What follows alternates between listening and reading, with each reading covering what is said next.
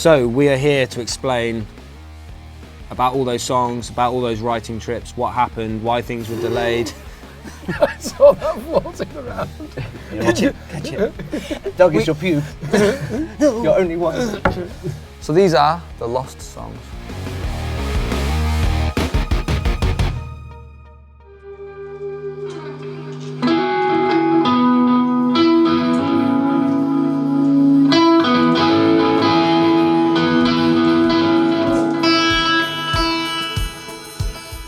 Yeah, it's one of my favourite songs.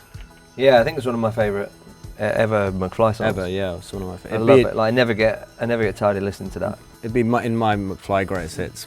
It's crazy. That's eight years old now. Then Is it 8 years Wow. old? Oh my god. that's 8 years old. And 8 years old. No one's heard that.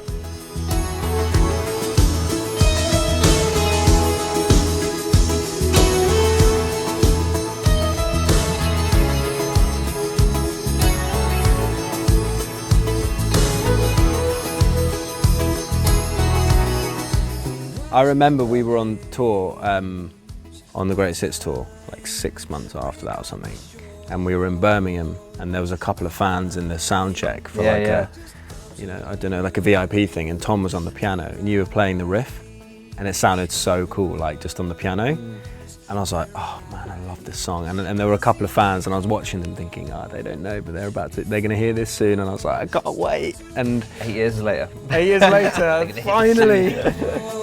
Closing my eyes, I'm sure there's so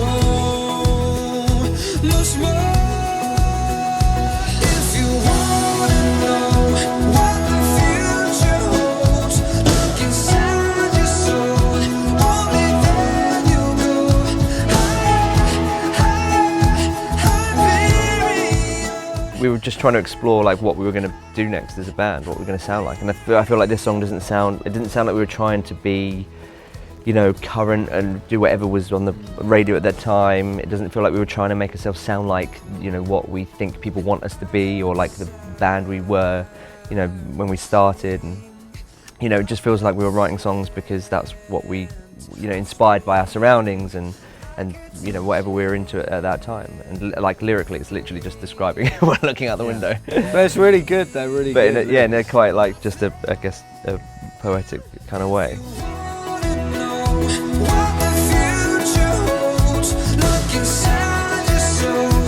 Only then you'll go higher, Hyperion.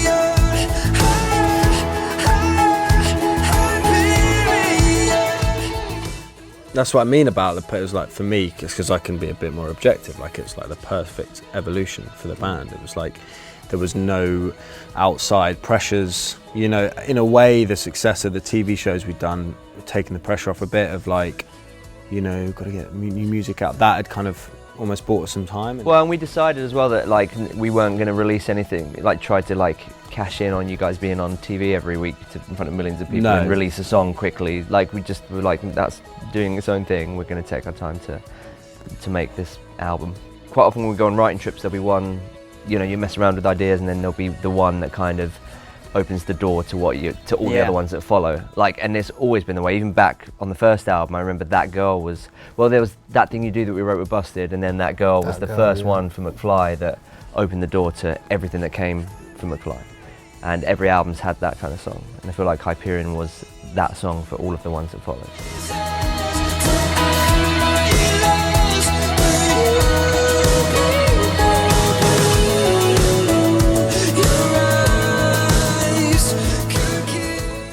I love that it's like, how long is it? It must be the longest. 5 minutes. Yeah, it's the longest song.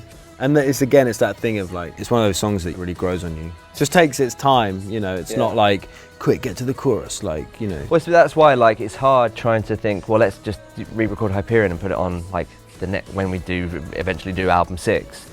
You know, that you won't, because we spent so long, like what's important about that it's not just about the melody and the lyrics, it's the production and all the sounds that we worked really hard on getting for that demo. that makes the song. And like, you know, there's a lot of the bits I love on that song aren't the bits when you're singing. It's like the bass groove over the drums, Yeah. and the way the acoustic sounds like a shaker, and Yeah. you know, and the things that it's really hard to recreate again. We recorded stuff for this at OC, Yeah. and we ended up going back to this version because it just felt like this captured that moment.